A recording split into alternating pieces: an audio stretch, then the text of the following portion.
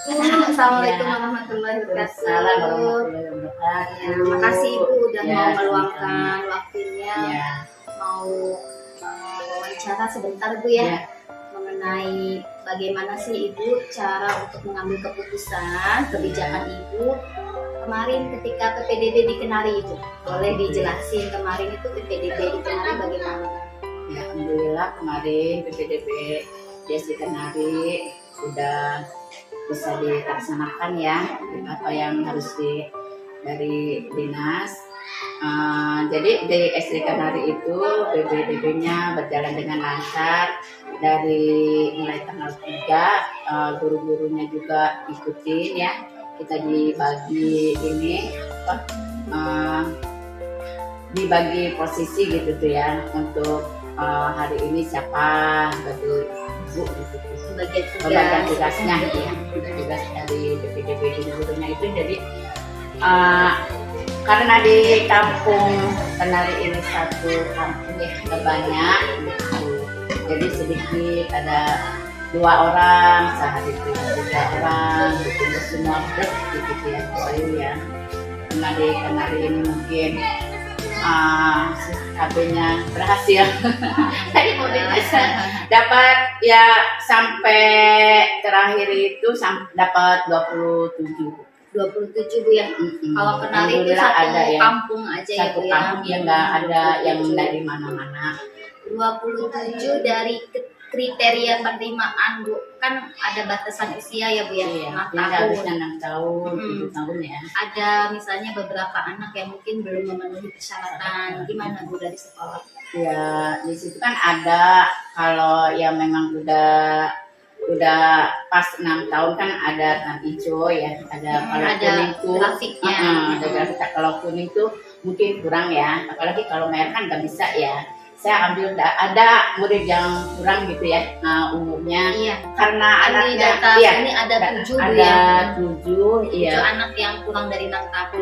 6 tahun iya, itu ada di grafiknya di kuning itu yang dibilangin ya, harus ini dulu apa tuh ke psikolog ya, ada dari suratnya psikolog. ya, berhubung dari sini orang kampung gitu tuh ya, terus orang tuanya tolong, nangis anaknya pengen sekolah aja gitu tuh, nggak mau di TK, pengen langsung ke SD Bu katanya. Iya yang ya kebijakan kita yang gimana ya, di situnya udah kuning gitu tuh ya, ya kita bisa gitu tuh ya masuk anak itu ya, kita sambil kita ini arahkan ke anak-anak itu sosial gitu tuh ke guru kelas satunya, tolong bantu biar anak itu untuk pelajaran juga bisa untuk menerima Gitu ya. gitu. Tapi kalau dari dinas tidak ada persoalan ini. Ya, Artinya alhamdulillah data ini sudah dilaporkan Iya. dan tidak ada persoalan Iya. ya. Dan memang untuk surat itu belum bisa dipenuhi ya. belum Kalau memenuhi memang ya, karena orang kampung ya gimana gitu, jadi bingung gitu tuh ya. Yang penting ya anak itu pengen sekolah. iya. Tolong Bu katanya ya, yang namanya kita sebagai kepala sekolah terus guru-guru juga ya, udah Bu katanya di sini juga masih bisa di grafik kuning, kecuali di grafik merah kita Iya. nggak bisa gitu. Oke deh Bu, soalnya memang mungkin ada keluhan dari Iya. guru-guru yang memang Iya. anaknya itu kan belum pernah di TK, Iya. sehingga mungkin dunia bermainnya belum tuntas. Iya. Jadi ketika di kelas susah tuh Bu dikondisiin. Kalau Ibu melihatnya gimana tuh Bu? Yang namanya anak-anak kelas 1 ya. Jadi jangan terlalu kita tuh pelajaran itu padat ya. Itu saya di TK aja. Menyesuaikan. Karena kemarin juga ada yang dari gubernur juga gitu. Jangan kalau ditekankan anak itu harus bisa baca dan nulis, itu target katanya. Iya, tidak ada kewajiban untuk bisa baca Ya, dan tulis. kita ikutin aja katanya proses anak itu. Sambil ya gurunya juga gimana caranya gitu kan, mungkin banyak cara, iya banyak cara-cara untuk guru menyesuaikan dengan jenjang kelasnya. Oke deh Bu, itu aja Bu. Iya, Saya cuma minta untuk gambaran Ibu kebijakan tentang PPDB ya. Dan Kenari makin sukses, Amin. kedepannya makin bagus. Terima kasih banyak. Sampai jumpa. Assalamualaikum warahmatullahi wabarakatuh. Waalaikumsalam warahmatullahi wabarakatuh. Baiklah, perkenalkan saya Divisi Alami CGP Angkatan 9 bersama rekan saya. Ayu Wahyuni, CGP Angkatan 8. Di sini kami akan melakukan wawancara bersama kepala sekolah Bapak Herianto, Ya. beliau adalah Kepala Sekolah SD Negeri Masigit. Wawancara kita kali ini adalah mengenai pengambilan keputusan dilema etika. Dan nanti beliau akan berbagi pengalaman sepanjang beliau menjadi kepala sekolah tentang langkah-langkah beliau dalam mengambil kebijakan. Boleh Pak, boleh berbagi dengan kita sepanjang Bapak ini punya pengalaman menjadi kepala sekolah. Situasi apa sih yang pernah Bapak alami dan bagaimana Bapak menyikapinya? Baik, saya akan memberikan sesuatu pengalaman saya ketika pertama saya diangkat di tahun 2017. Waktu itu karena mungkin pengalaman saya masih kurang dari berbagai hal, sehingga ketika saya dihadapkan satu permasalahan masih bersifat hati yang dipakai. Pertama yang saya alami ketika saya menjabat kepala sekolah itu, ada salah satu guru yang datangnya bisa terhitung, kadang 1 minggu 2 kali, 3 kali. Kalau datang pun tidak langsung ke kelas, tapi langsung ke dapur membuat kopi, sehingga anak-anak yang harusnya mendapat pembelajaran dari guru tersebut akhirnya diwakilkanlah, kadang kepala sekolah yang masuk, kadang guru olahraga yang masuk. Jadi kita bergantian untuk menutupi guru tersebut di dalam PPM. Nah, solusi yang saya lakukan yang pertama, saya menganalisis dulu nih, kenapa orang tersebut, guru tersebut datangnya terlambat. Yang pertama yang saya lakukan adalah datang ke rumahnya. Dan ternyata ketika saya datang ke rumahnya, jam 8 itu beliau masih tidur.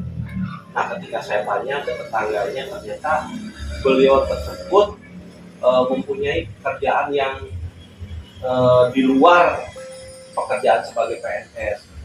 Kadang ngojek, kadang ikut kelas, sehingga waktu yang harusnya buat istirahat, dia lakukan untuk kerja, nyari sampingan. Akhirnya yang harusnya ngajar ke sekolah dari Senin sampai Sabtu itu terabaikan. Itu analisis yang pertama yang saya datangkan. Nah, sehingga akhirnya saya panggil orang tersebut. Yang pertama kita ajak ngobrol berdua, minta alasan mengapa dia jangan sekolah. Ternyata alasannya ketika saya yang nyari alasan ke sana sama dari informasi tetangganya seperti itu. Saya tanya ke istrinya juga seperti itu. Yang kedua, setelah saya dapat itu, saya kasih surat teguran. Nah, dari surat teguran itu, bila mana kejadian itu berlangsung lagi, nah nanti akan keluar teguran yang kedua. Kalau teguran kedua tidak diindahkan, pasti saya akan lakukan pemindahan etika untuk individu. Itu yang pertama saya lakukan. Ya alhamdulillah ada sedikit perubahan waktu itu. Yang tadinya gurunya datang 3 hari, 2 hari dalam seminggu, ya ketika sudah ditegur, sudah dikasih surat peringatan, bisa masuk memenuhi kriteria sebagai guru yang harus Senin sampai Sabtu hadir di sekolah. Tuh. Jadi tindakan itu sampai SP1 tapi Ya. tidak ada perubahan Pak ya? Ya, itu sampai dua peringatan. SP. Ya, surat teguran yang pertama ada mending gitu, teguran yang kedua. Kalau teguran yang kedua kan kalau tidak diindahkan surat itu dijadikan bukti saya untuk laporkan ke bidang GTK. Ketika terjadi kasus itu Pak ya, ada protes tidak Pak dari murid atau orang tua? Banyak banyak yang mengeluh, Pak, kok gurunya tidak pernah datang sih, kok anak saya tidak diajar sih, kok gurunya gonta-ganti sih. Nah, itu yang menjadi dilema buat saya ketika pertama saya menjadi kepala sekolah. Iya. Tapi Pak, untuk meredam apa ya, rasa ketidakpercayaan masyarakat itu apa yang Bapak lakukan? Nah, saya lakukan seperti ini. Saya ubah yang tadinya sekolah tersebut dicap sekolah datang siang pulang pagi gitu tuh, ya datang jam 8 pulang jam 11 itu saya ubah ketika saya menjabat di situ. Saya datang lebih pagi, saya menyelami anak-anak untuk sebagai interaksi kepada mereka. Nih, ada mengantuk misalnya, Bu SD ini tuh udah berubah gitu tuh. Nah, selain itu saya ini kan ke guru-guru, bila mana guru-guru ada yang tidak hadir gitu tuh, nah, bisa dititipkan ke guru yang lain, ke guru yang pada waktu itu tidak mengajar kelas.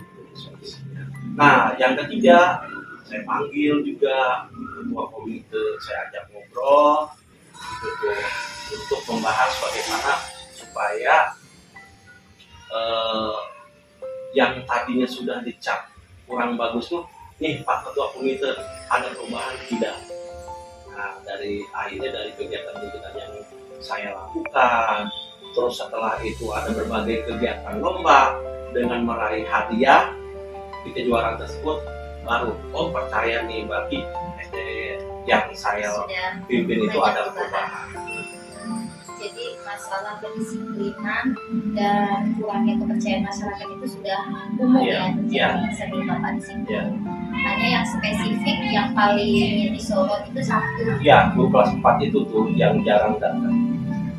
Nah, saat ini gimana Pak? Maksudnya beliau sudah diangkat sebagai Sebenarnya itu ada guru senior. sudah statusnya Ya, sudah guru senior golongannya udah 4A. memang harus ada kode etik ya maksudnya. Iya. Tapi setelah SD2 bagus Pak ya? Ya, alhamdulillah waktu itu berubah lah. Yang tadinya cuma 2 hari 3 hari datang, ya naiklah presentasi yang tidak bisa tiap hari, tetap masih tidak bisa, pasti dalam satu minggu masih ada satu hari atau Jadi Ya, laporan kehadiran juga dipantau kan? Iya.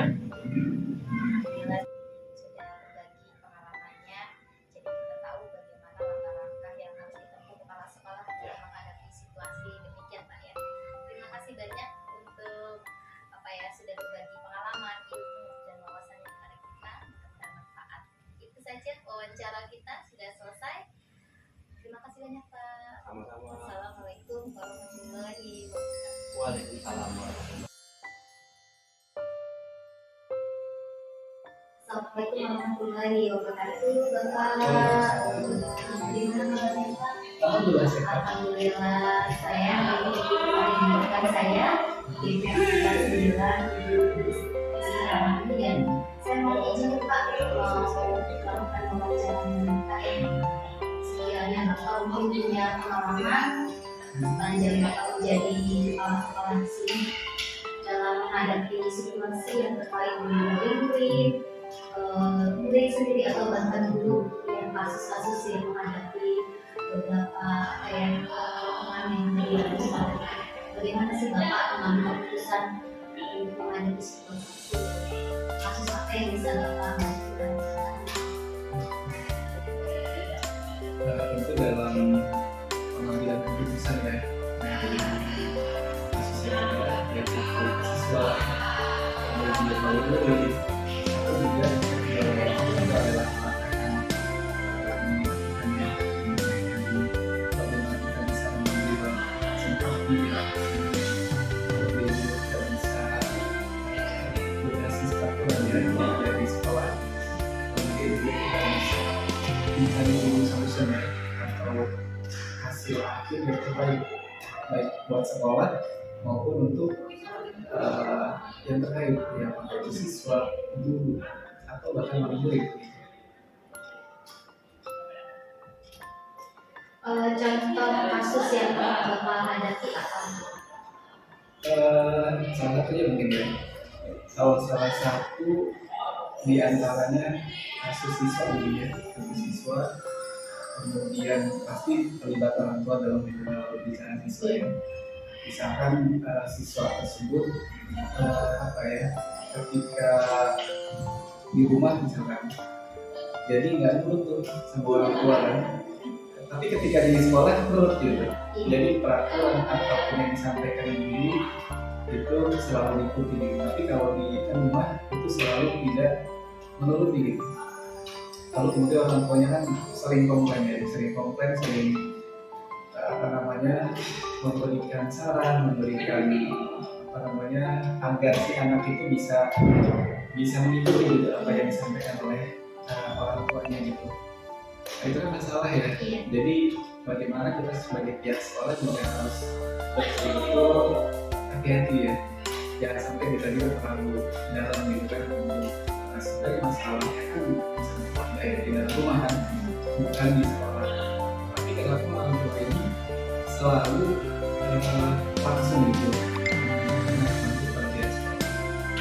Kemudian itu dia yang kita lakukan adalah mengumpulkan informasi, terus kebiasaan di rumah seperti apa gitu. Maka untuk mengumpulkan data berarti kita melibatkan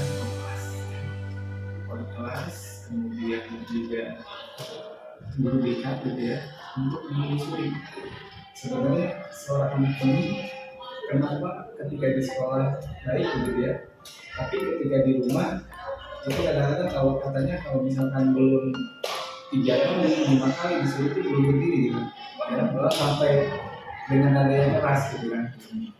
Jadi kita telusuri dan beberapa kali kita panggil itu orang tuanya gitu ya, dan disitu terjadi kayak ya, sehingga lambat laun karena ada apa-apa yang dilakukan dan orang tua juga akhirnya menyadari ada perbedaan pendidikan atau yang diterapkan pada di luar dan juga di sekolah.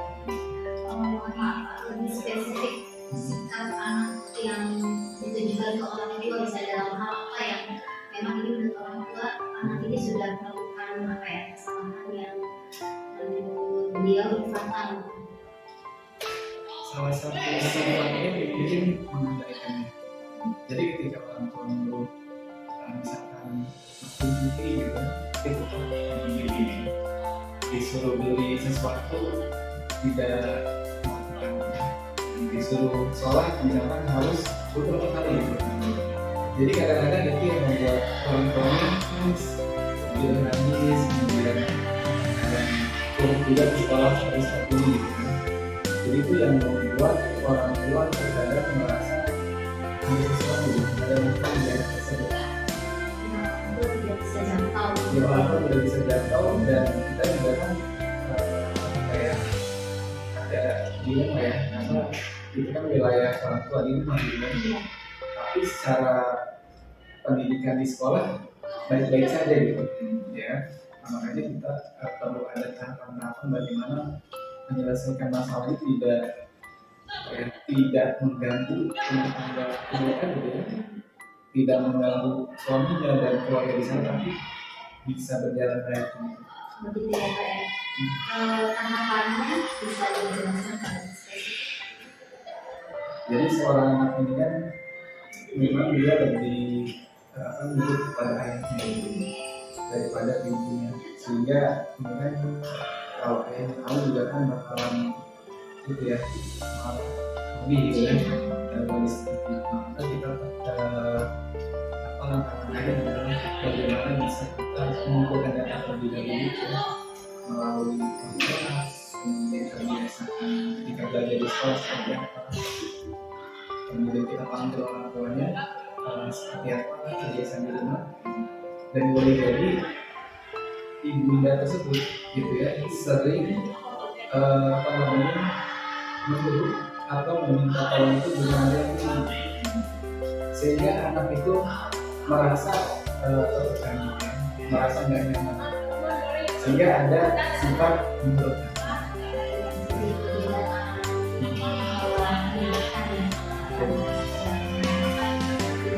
Dan orang tua punya ekspektasi lebih ya terhadap pihak sekolah untuk menyelesaikan persoalan mereka. Tapi sudah Kalau sudah selesai, saya juga memberikan saran ya atau minta kerjasama lah dengan orang tua. Kalau di sini misalkan ketika kita nggak tolong ya dengan nada yang nyata ya, tidak harus tinggi gitu kan. Kemudian kalau seorang siswa apalagi cowok ya, tapi ketika lagi fokus pasti dia kadang-kadang turun kan. Maka sebaiknya kita memberikan saran dipegang gitu ya, kemudian dengan nada yang rendah, frekuensi diturunin, itu dicoba beberapa kali di beberapa minggu itu, kemudian dilakukan. Alhamdulillah saya sudah tidak terlalu dari sebelum itu ada perubahan. Dan kita juga ke siswa tersebut memberikan edukasi ya, tidak boleh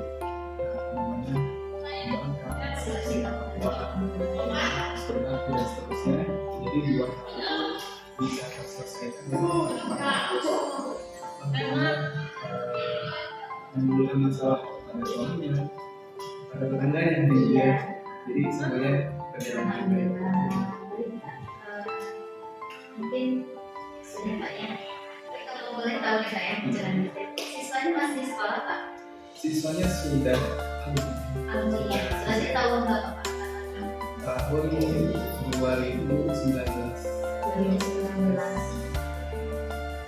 Baik Pak, terima kasih untuk pengalamannya, Masya Allah. Mudah-mudahan Bapak yang sudah memberikan kepada kita bisa menjawab sikap kepemimpinan kepala sekolah dalam menghadapi situasi supaya tetap tidak berpihak sebelah ya, tetap pihaknya netral tapi juga memberikan solusi. Terima kasih banyak Pak atas waktunya. Assalamualaikum warahmatullahi wabarakatuh. Waalaikumsalam warahmatullahi wabarakatuh.